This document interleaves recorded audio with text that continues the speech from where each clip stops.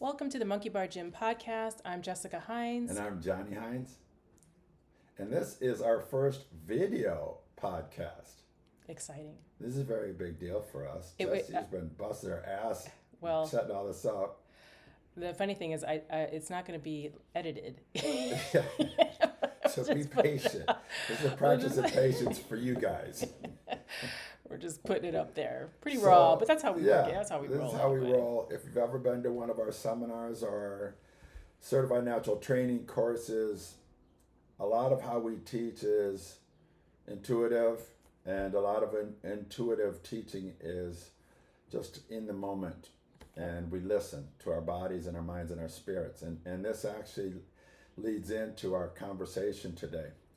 Many of you know, over 6 years ago, I had a bad injury and I tore my labrum, cracked my femur head, and the pain became quite bad. Over the next 4 years, I had been doing our base alignment and doing various movement patterns, and I dramatically improved my hips function. Then we moved to LA and everything fell backwards quite a bit, and the pain was even heightened.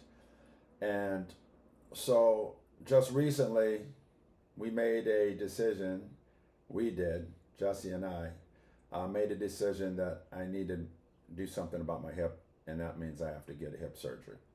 So this is a really rough thing for me to do, but part of the reason why we decided to do this is because I feel, and Jesse feel, like I've been doing everything really well. And so before we made this decision, we went and got some more recent x-rays, and the x-rays that were done 6 years ago compared to the x-rays that were just done last month show that the head of my femur is quite damaged. It's not round. They found out I have hip dysplasia, which means it has less surface area. And so these aren't good things. A misshapen femur head. There's a lot of damage all around, and the bone is hitting the inside edge of my socket. The femur is hitting the inside edge of my socket often when I walk. And so I realized it wasn't getting better, and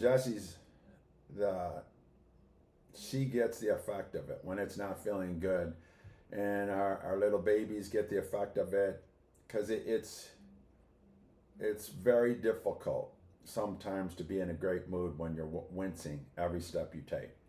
And so the interesting thing is what Jesse and I were talking about this morning. We were like, what should we talk about today? And we talk about this often, and the reason why we thought this would make a good podcast was a lot of you are in pain, whether it's your shoulders, elbows, hips, knees, or just simply your mind. And I fully believed for the last 6 years that there was a way out of it. And for 99% of the aches and pains that we have, I do believe there's a non-surgical way out of it. I've broken over 40 bones in my body, torn massive amounts of tendons. Those are part of it. But one thing I didn't realize until the more recent x-rays is that my left leg is about 1/4 inch to 1/3 of an inch longer than my right. I also was always a left-legged jumper and dunker in basketball, and everything I did was jumping off my left leg. And those things, I always felt my left hip more. My left hip always had more tightness. My left knee, I blew out my left knee. I broke bones in my left foot when I was little. And my dad didn't believe ever in going to the hospital, so we never went. And so I hobbled around. I remember vividly hobbling around in middle school for 6 months with a broken left foot. And last night, I was talking to a doctor out of Vail. His name's Dr. Ali, and he was telling me about, if you've had injuries from your childhood, those start the process of improper alignment and improper base of support. And these are things Jesse and I talk about all the time. But if you don't reverse it back, at some point, it becomes almost impossible to reverse. So that and the massive amount of injuries that I've had, and then deadlifting over 500 pounds, all of this stuff occurred before I actually injured my hip, missing on a heavy clean where the weight literally dropped all on my left hip and I caught it, and that's when I cracked my femur head, tore my labrum. And such a rockhead, I didn't go to the doctor, and Jesse forced me to 6 months later, and it showed all the worst parts of what could have possibly happened. But an interesting thing came up in talking with Dr. Ali last night, and then also in many discussions with my wife Jessie, is that Jessie has been into for quite a long time. The trauma is in the tissue. I don't know, a lot of you guys might know some moments in my life. I've had a lot of traumas. I had 7 people killed within the first year, killed or died that were close to me within the first year of opening my gym in 2001. Very traumatic. I grew up in a very rough household, traumatic. Within the last 2 years, literally, and this is interesting timing, right when we moved to LA, my dad died 2 months later, my mom died 2 months later, my sister killed herself. Trauma, trauma, trauma.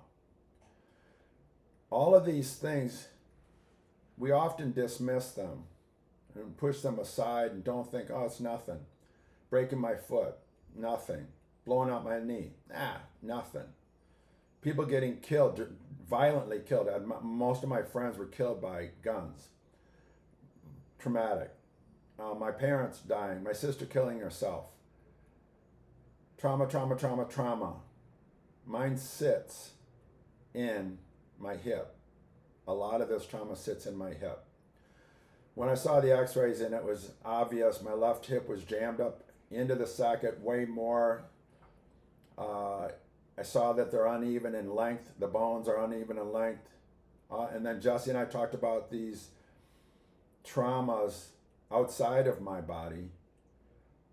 And it made a lot of sense that the pain is just, it made a lot of sense why I have so much pain. Mm-hmm. And so I had to acknowledge that this isn't getting better. And the doctor last night said, this isn't going to get better because you have so much damage to your femur head. He said the neck of your femur, strong as an ox. Your bones, strong as an ox. Why? Because I strength train. I do our base alignment training. But he said the damage done to your femur head is irreversible. You're not going to reverse that. And then I had to make a very tough decision with my wife Jessie to have something done about it. And it was really awesome experience that one of our friends from 25 years ago came into the picture. Mm-hmm. Some of you guys might know his name is this guy's name. Some of you may not. Some of you might know his invention. Some of you may not. But fact is, he came into our life 25 years ago. His name is David Weck. He's the inventor of the Bosu ball. A friend of ours named Mike Mahler, who is one of the premier kettlebell instructors in the world, introduced us way back in the day. And I think he was introducing us because I just opened my gym. We were teaching our CNT course. And Mike thought that would be a good introduction, and it was. We instantly hit it off really well. Yeah. David is very crazy in a good way. Yeah, he's very different. He's obsessive about movement patterns, circular patterns, and movements like that, as I am and as Jesse is. And movement is what we all get excited about. And David, for some reason, just came into my feed like a couple weeks ago, and I saw he had hip replacement. And so I called him. We had a great talk, a really long talk, and he introduced me to his doctor. Now, in this conversation, a lot of different things came up. I asked him about the logic of me saying I was a one-leg jumper. My left leg was longer, and he said, yes, all of those things come into play. But then he also asked, did you have a lot of injuries when you were little? I was like, yeah, I had ridiculous amount of injuries because I played football on cement, tackle football on cement when we were little. I played basketball on cement my whole life. I got in about 1,000,000 fights when I was little and broke tons of bones. So all of those. But then he also said, what Jesse's always been saying for many years, did you have a lot of traumas? And so everything was sort of coming full circle. And last night, because David introduced us to this guy, we talked for an hour. He answered all our questions. He said all of your gut feelings on this were spot on, and your wife's feelings about this were spot on.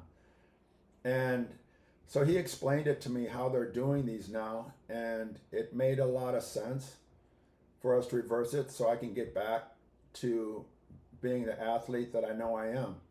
And one of the things that we wanted to talk about today, I'm completely monopolizing the conversation, but I'm going to let Jesse talk here in a minute, because one of the things that we're going to talk about today is this process, dealing with pain, the mindset, how it frickin' messes with your mind and your spirit.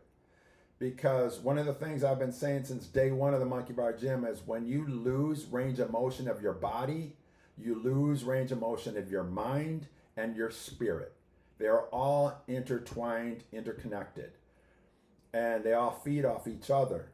And one thing that without a question, in my situation, those of you that know me know I'm a badass athlete. I competed at the highest level in jiu-jitsu, insane jumper in basketball. I played basketball at a high level. And all of a sudden, all of that was taken away from me. And then I'm walking with a stick, grimacing, walking up and down stairs. Or having to hold my hand. Yeah, as we and I had to lean on Jesse many times if I didn't have a stick. And sometimes just walking the dogs, I couldn't even walk the dogs, and the pain was so bad that I'd be grimacing, and then I had to use her as a crutch. And then I see like an 80-year-old dude also walking by me on the street, and we're both hobbling. And in my eyes and in those genetics tests, I'm like in my 40s and healthy and strong. But when I see that, man, it kicked me in the nuts like nobody's business. And so that's why we then, as we discussed more and more, and then when he told me about, this stuff is not reversing, and your femur head is really bad, and then traumas. One of the things I appreciated about him, because we, like I said, like Jonny said, we had this hour-long conversation last night, and what Jonny and I were thinking about was having resurfacing, because Jonny's bones are strong. Yeah. So we were like, well, he probably just needs resurfacing, not a total hip replacement. And this doctor was like, yeah, resurfacing is okay, but you're guaranteed if you do resurfacing to get a full hip replacement later on, because it only lasts, what he said, 10 years? He was saying last about 10 years. About 10 years. And then like there's these different materials that they use that can start to rub up against each other, and they're metal, and they can kind of create these little fibers that fall off into the body, these little flakes, and they cause inflammation. And I was like, wow, that's for anybody out there even thinking about getting hip replacement surgery or getting something done, that right there is, you want to know that. You know what I'm saying? It's like, okay, so yeah, let's tell us what's going on here. So he said your best option is to have a full hip replacement. And then he also said there are two ways of doing it. One is going anterior, which is just going through the front of the body, and the other is posterior. Now, posterior, I believe, based on what he said, was something that was done for many years. Like it's still done, which, for any of you listening, the majority of you are probably into movement some way, somehow. Yeah. And even thinking about having a posterior hip replacement, it seems so bizarre. Let's cut through the glutes. Let's do this massive amount of muscle and power. Let's just cut right through that. That to me it just doesn't make sense. Doesn't resonate. But he said the anterior hip replacement just moves the tendon and muscle out of the way. So there's no cutting. Which is phenomenal. So that's the route that we're going to go. And that point about the piece that they put in there. Yeah, no, these guys are pretty special. I mean, Yeah. if there's anyone out there listening and they want to really find more out about this, just contact us and we'll tell you everything we can about these guys and maybe even help you get in touch with them. Because they have the material that they use is somewhat porous, which means that the bone will actually start to morph with it. And that to me was was phenomenal because it reminds me of when I ruptured my Achilles, that the full rupture of the Achilles, and the doctor says, well, you can let it grow back together because it actually does that, or we can give you surgery. And I'm like, grow back together? Yeah. This thing could grow back together? Are you kidding me? Of course I want to see what the body does, and this kind of reminds me of that. Yeah. So he was incredibly helpful. But one of the things I wanted to ask you is what it feels like. I kind of already know. I mean, and I think a lot of people who are close to you know that it feels you lose your confidence. You feel less than what you were when you're experiencing all this. I mean, the last time you dunked a basketball was at 54, and at 55 this happened, right? Yeah. And so just imagine, being 54 and still being able to dunk, and then the following year, nothing. Yeah. But my real question is how difficult it is to give in. And I put that in quotes, to give in. And I there was a guy who just contacted us and said, I had to have hip replacement surgery. Is your program good for me? Blah, blah, blah, blah, blah. I gave in. I just gave in and I just got hip replacement. And I'm like, you're not giving in. I mean, like, how many years have you dealt with trying to do other things and modalities to not have this? So I wanted to ask you, like, what that feels like. And what would you replace the words give in? And if you would, what would they be? That's all good questions, hon. First off, the anguish of this decision was for 6 years. And some days I was doing good and I was walking and I was even running. I was up to running. Now it's not fast, but I ran 3 miles in 30 minutes at one point 2 or 3 years ago without pain. That was a huge deal. And you and I thought, okay, I'm solving this riddle, because healing your aches and pains is a riddle. And many of you try PT, you try chiropractor on their own, and you try these supplements, and you try collagen, and you try all of these different things, and it's a puzzle trying to put it together. We know we have a lot of success because I know personally, because I've had so many injuries that I reversed. Right. My knee blown out, my ankles, my feet, my hands, my elbows, my shoulders, my scoliosis. I had all of those so bad that I should have had surgery on each one, and I didn't have it on any. Mm-hmm. But I reversed them within a year most of the time. This one I was getting better and better, and then at 4 years I was like, you and I were looking at each other like, I think we did it. But then how quickly it reversed, that was devastating mentally, because I was running sprints and I was looking at you like, oh yeah, I think I'm back. And moving out to LA, and then all my family, 3 of my family members dying within like immediately 4 months. When we got out there, it was March, and your dad died in March. Yeah, and then March, April, May, my mom died, and then my sister dies 2 or 3 months later. Maybe those took a toll.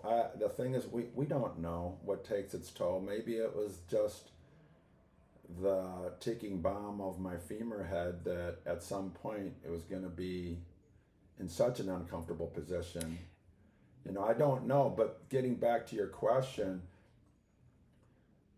it's so hard, especially because I'm so anti this stuff, and I'm all about movement and that we can heal. This is where now I had to make a decision that with you that I've done my best. I've tried long enough. 6 years, over 6 years. And I see the effect it's had on our family. and it's time. It's just I don't want to go another 2 years and then say okay, or another 4 years and then say okay, I'm going to do something about it now. And it would be different if I wasn't busting my ass almost every single day trying to improve this, but I have.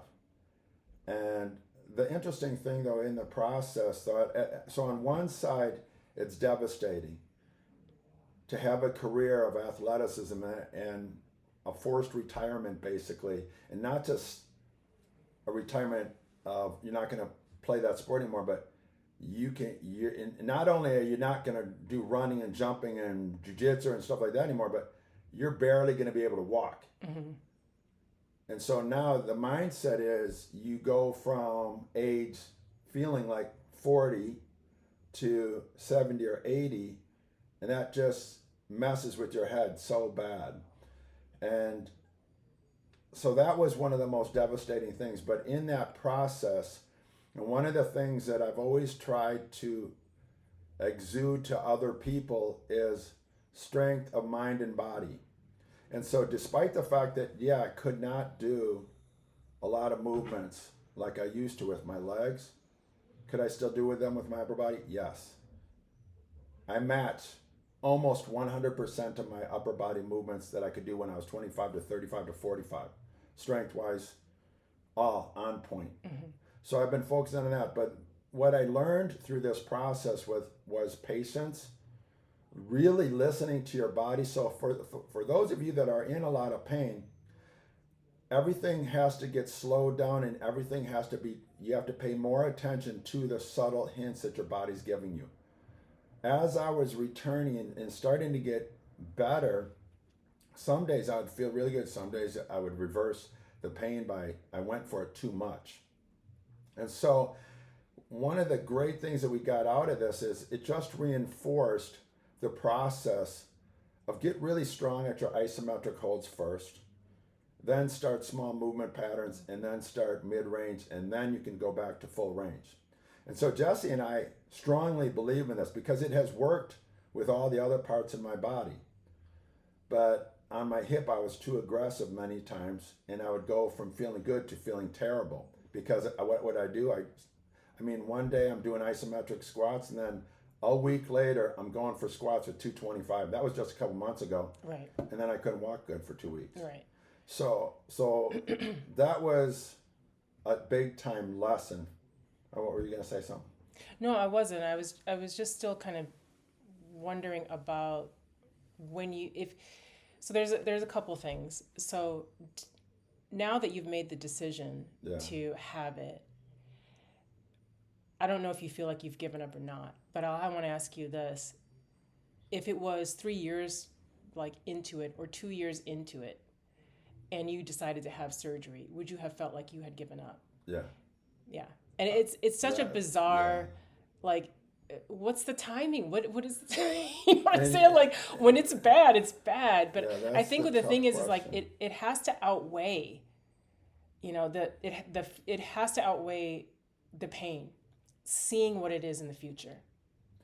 And that's when it's like, okay, this now we're making this decision. We have to because. Okay, so here's an important point that you just made me think about. I've been fighting this, but since LA 2 years ago, a little over 2 years ago when we moved out there, and we just recently moved back a couple months ago. Since we moved out there, my hip got worse, without question.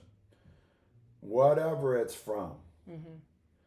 But having to make a decision, what really got to me was how long am I going to do half-ass lower body work, and how long am I going to do survival training for my legs? And over 6 years, just seemed like I've done everything I could. I've reached outside of myself of what we do to talk to other guys that have gone through a similar thing. And it's just like the pain and just realizing and when I talked to Dr. Ali last night, it was just, that really just closed the door on it. Yeah, it did. And then what it did was, okay, I'm going to get back and I'm going to move like I used to. Yeah. And that gave me a good feeling inside. Hell yeah. And I don't feel bad that I haven't tried my ass off, but it feels good now that I will get back to running and jumping and doing jiu-jitsu again. I mean, he took the uncertainty out of it. I mean, he completely took the uncertainty out of it, and maybe 100%. that is the problem, right? Yeah, If you feel like you're giving up, there's a certain amount of uncertainty. Otherwise, you would make one decision or the other. Yeah. But what I think it's also interesting to look at the confidence that I feel will return for you, Yeah. and how important that is for the business that we have. Yeah. And not having like we'll do film and stuff like that, and on the app you can kind of see a little bit of glitchiness every once in a while if you're looking close enough when Jonny moves from one thing to another. And not having that now, like being able to move through that kind of stuff is just going to change the way our business runs. And this is just pain in general. Being able to eliminate it or get rid of it changes everything around you. Yeah. But for us, it's incredibly important because we're in the field of movement. Yeah. And it's important for you to have the mobility so that we can give people the best of what we have. Right. Honestly. Yeah, I agree. It's a really hard lesson. Super hard lesson. It's very humbling. Super hard to lesson. go through this and not. This is what I mean. I have reversed everything previous to this. And this is one time when I 6 years I could not reverse it. And it's weird because like on my end, I don't really communicate this with you at all because, as your wife watching you go through this, there were moments that I was like, if you don't fucking just go get surgery. Like, I mean, I'm saying this shit to myself, I'm having I don't really hide that shit very well, but and I would even have dreams about you, like running, like you were so sick of it and you just started running around the gym, and I was like, stop, and I was screaming. I mean, it affected everything. And then there were moments when I felt like when we moved to LA, I felt so guilty. I felt like I was the one who pushed you to go to LA, and now your hip is back where it is, and just brutal shit. And now the uncertainty is taken away for both of us, and I'm like, I'm fucking looking forward to this. Yeah, so much. Because now it's going to be the John Hines that I met 23 years ago. Right. And I'm like, oh, dancing. This is dancing. Oh my God. Yeah. I so want to dance again. I don't know if you guys knew this, but I was a b-boy back in the day, and I love house music and dancing and jacking it up and all types of dance. I love dancing, and that's one more thing I could barely do. I mean, I could do the two-step, like all old people do. Like I feel like, well, I could just do this. No, you can mess a two-step up. I can mess a two-step up, but it's just, you got to feel like when you're looking at people freely dancing and dance. Yeah. Jesse and I always talk about this. Dance is one of the most beautiful expressions of movement that there is. And there's so many different styles. But when I dance, and Jesse knows this, one of the first times that we ever went out, I put a gigantic puddle of sweat around myself because I was jacking so hard. Those of you know house music, you jack. And I was going to town, and I was sweating my ass off.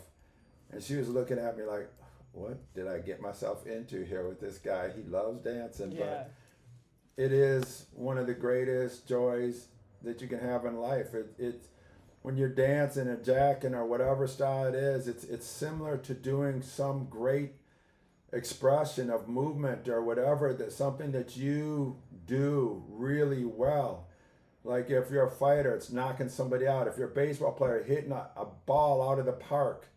It's a basketball player dunking. There's these different expressions that all of a sudden, all of them are taken away. Mm-hmm. And okay, what do I got to learn here? How can I look at this and not bitch and moan every single day, but look at it as an opportunity to learn? I've learned so much over the last 6 years about hips and dealing with them and working range and working it properly, not rushing it. But it all goes back to I want to express myself again, and it's just come to that point where I've tried. Let me ask you another question about pain. Have you learned more about pain, and not just your pain, but have you developed empathy for other people's pain? Regardless of pain is pain is pain, right? I mean, regardless of how severe it is or whatever, it's the meaning that we put behind it that really makes it intense or not. But have you changed any way you think about pain and other people's pain? Yeah, so you just brought something really great up. So when I first started training people out in LA, I started training people. I was a personal trainer when I first started, and that was back in 1985, 86.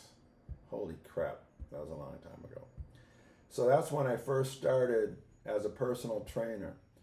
And most trainers back then had no clue. If somebody was in pain, they'd just simply say, go to a physical therapist.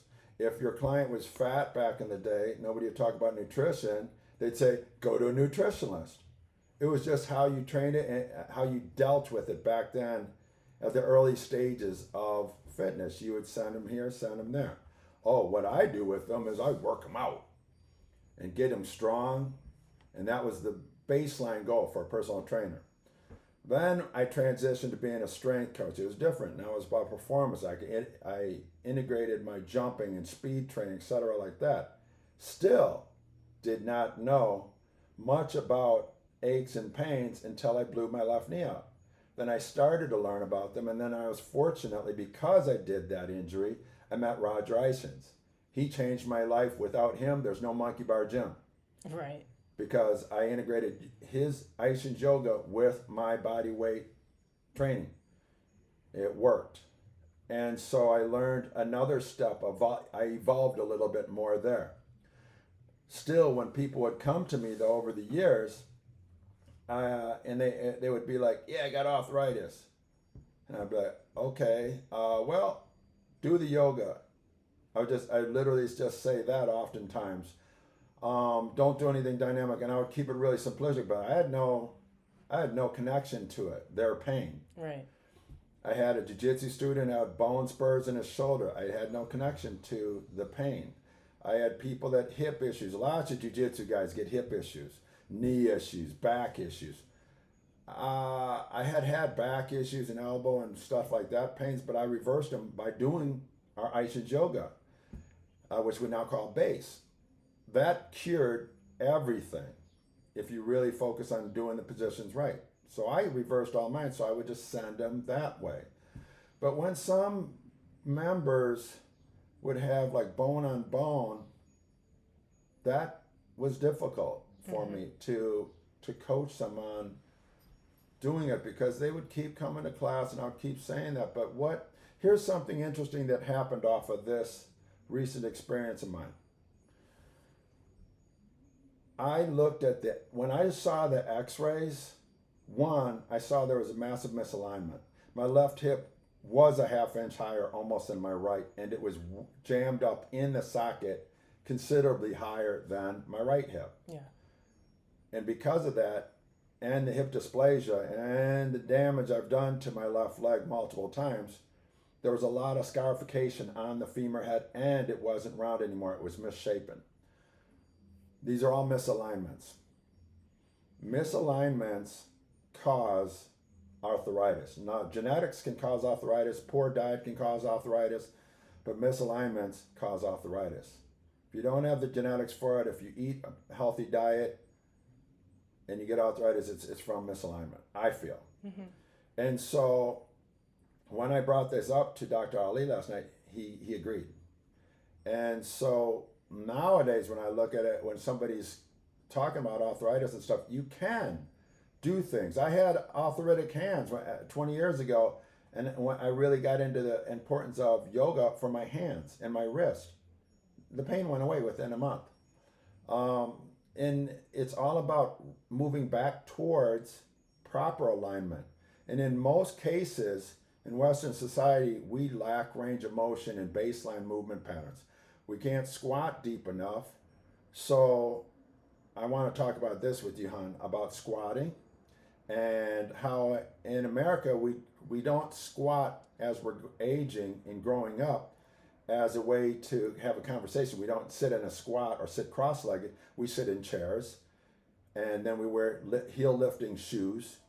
And so it decreases our ankles range of motion, it decreases the range of motion in our feet. And that means then we got to sit differently, our knees get tighter, our hips get tighter. So the misalignments begin there. And if we're all like, okay, well, you got to squat deeper. So let's do high volume reps, deep squats, and really force the issue. That single point is a point of contention, because that's what, in America at least, you can force tissues that are tight to open up, and that, I guess, overly trying to go for a deep squat can cause damage in the joints and the tissues in the joints. And so when we were talking to Dr. Ali last night, we were talking about this very subject for a good 15-20 minutes. And I told him what we've been doing for quite a long time, isometric to micro to mid-range reps to full reps. And he said that's a fantastic progression, because in order to change the tissues, and this is something I want Jesse to talk about for a second, fascia, tightness and tendons and tissues, it's not a fast, it's a slow transition. It is right? it's a very slow transition. I mean, we all compensate. No one's skeletal frame is exactly the same, because your experiences in life are not the same, which means your muscles pull on one end more than they might pull on the other end. Yeah. And so if a body can't move straight forward and backwards in a straight line, it begins to spin, it begins to spiral. And that's what creates all of these compensation patterns that we have. Bow-legged. That's a massive, massive spinning. After my Achilles rupture, the right leg spins like crazy, and I got an inguinal ligament impingement, which gave me massive nerve pain down the side of my leg. It's a misalignment, it's a spin. And then as we age, these spins, if they're not dealt with, which normally they're not, because who's thinking about that, they just David become... yeah, he likes circles. Rotations circles. But like most of us are not thinking about, let me unspin. Right. Let me unwind. I mean, like, who says that, right? So I want you to talk about one of the things that we've taught in our courses that we learned from Roger Isons, when a leg is spinning and how you reverse the spin. And we literally give feedback to reverse the spin. Yeah, I mean, if you want the body to go back to its as close to its natural state, I'm not saying that it's going to do it 100%. I would never say that, but as close as it can back to normal, you have to undo the spin first. Yeah. And so you'll see it, a lot when people are doing movements like, a swing where the legs are wide. You can kind of see a lot of spinning in the shins, a kettlebell swing. You can see a lot of spinning in the shins, maybe even in the knees and thighs. And that's just a compensation pattern. So what Jesse's saying right there, guys, is when a person does a kettlebell swing, look at the kneecap, and you'll see that as they're bending forward and the bell's going back, the kneecaps mostly splay out, and that's a spin out. That's a lateral spin to outside. And then oftentimes one knee, when they're extending their knees, one knee might drop in, and these are different variations of spinning. Sorry, go ahead. So what happens, and I can only speak for like what happens here in the States. I don't know about like if this is experienced everywhere, especially where people squat freely. But what we're doing is when we say, well, we need a little bit more ankle flexion, to get into a squat, to make our hips feel healthy. We need to do this movement or that movement. And the majority of it ends up being like, let's squat, let's make sure we have our full ankle range of motion. And although this is good, if we're not out of the spin and we keep doing the same movement and we add load to that movement, we're only causing problems. Yeah. So this is why there's so much, and we were talking to Dr. Ali about it, why, in my opinion, that there's so much hip surgery in the States is Nobody's undoing the spin yet. And even the shoulders. Oh, and the shoulders are terrible. The shoulders are. We have a massive internal rotation of the shoulders, so that's a spinning in. Oh, man. And that's why external rotation, strengthening the upper back, opening the chest, all are key components, very similar to the hips. So when you get in that spin, like I said earlier, you get stuck. The tissue gets hard. Like leather. It's like this is where the body wants me to be. This is where I move most efficiently. Let me stick there. And so it's really important to understand that we're already locked into some compensation pattern. And to get out of that compensation pattern, we have to start with slow, intentional movement, or not even movement, but isometric training to start to even become aware of where this spinning and these compensation patterns may be. You know, this brings me to an interesting point, hon, is we have compensation patterns. We talk about spin all the time. But if you're not aware of it, then, and you're doing mobility drills, for example, you might feed the spin. Yeah. And what we're trying to do is make you aware of a spin, and this is done through verbal cues, it's done through hands-on feedback, but the squareness of the body is where you want to be for most efficiency of movement. But if you have a spin going on, which 90% of everybody does, being aware of it and then how to reverse it is the key to starting going down the road of healing. And let me clarify, spinning is not bad. Right. When we walk, we spin. Muscles like our pec it spins when it attaches to the top of the humerus. And so we're supposed to spin, but what we're talking about is the over rotation. A fixed spin. A very over rotation and fixed. Yeah. And so this is what starts to cause the discomfort and the pain. And then, like any good person would do nowadays, you go to Google and say, "Hey, how do I get rid of this spin?" Right? Is it like visit a doctor? Google, maybe not. I don't know if AI would have a good. ChatGPT would be like, "Okay, now first you do this," and you'd be like, "Oh my God, that's actually kind of right." But you would go search like, "How do I get rid of this?"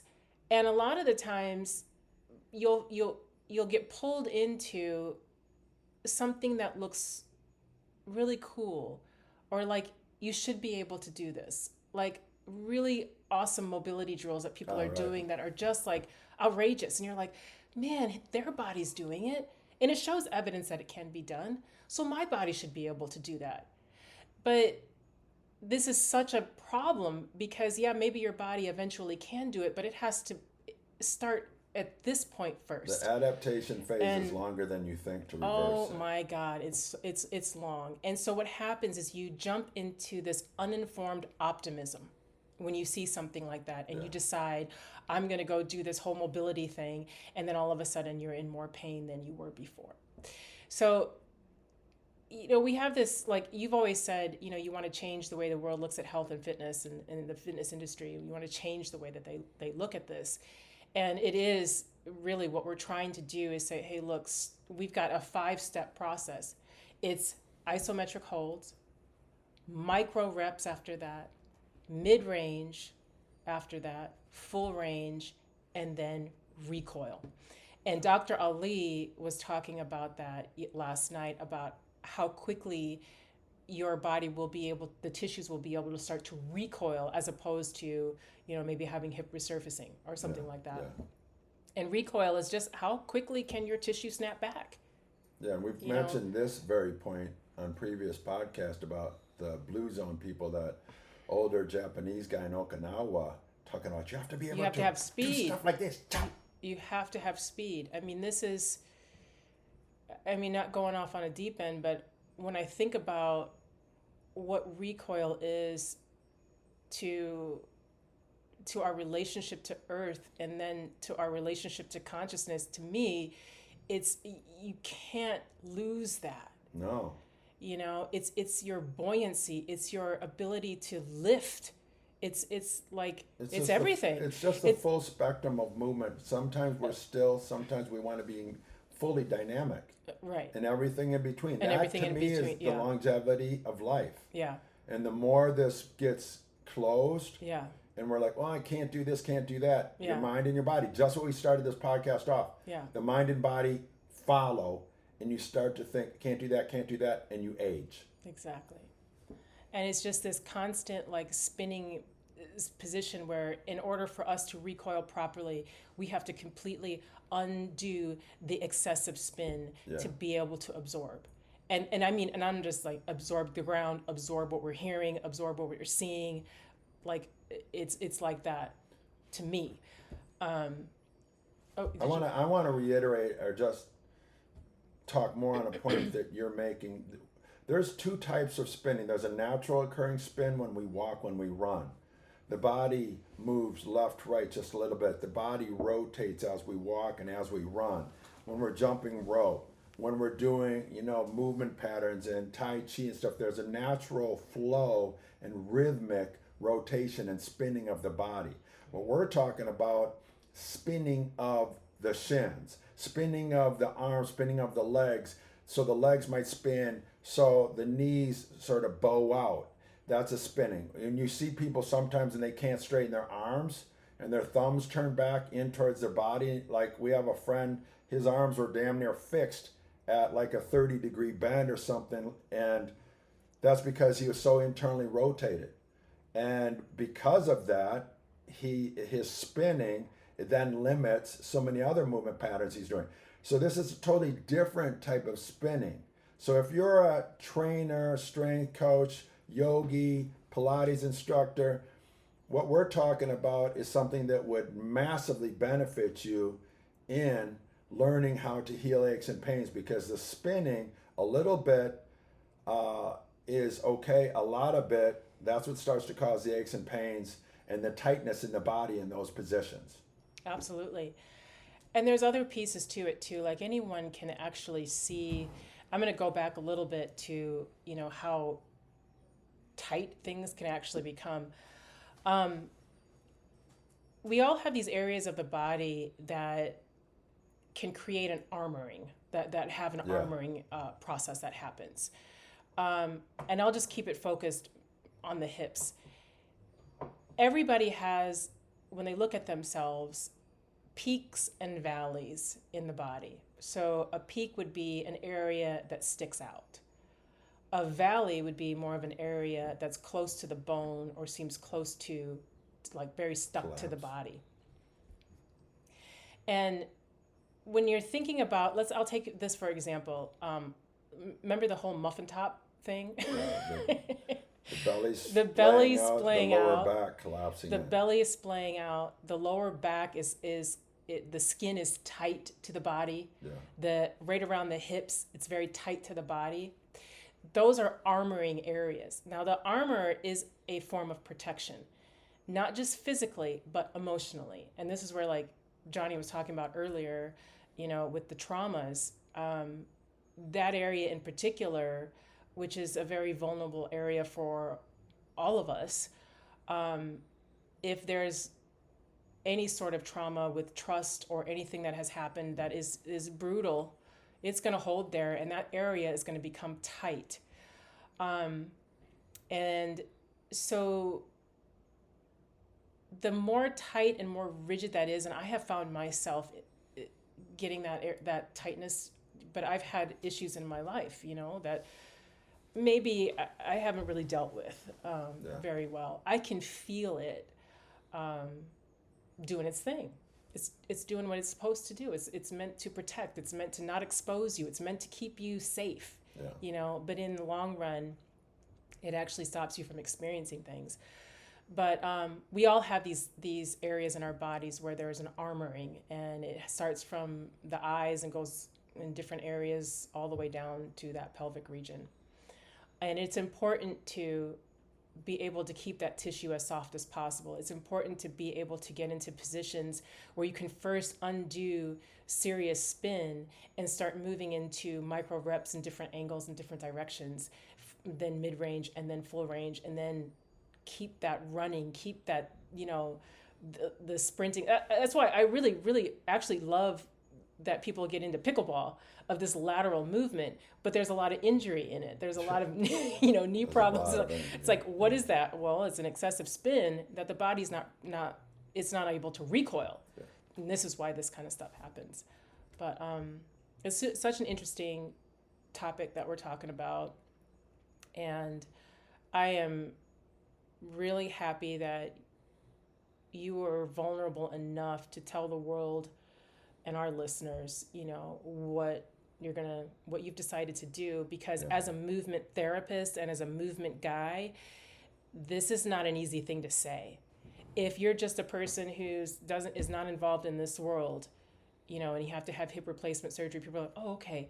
But, in our world, we're supposed to have fixed this naturally and never get surgery, and that's a tough thing to deal with, but, shit happens.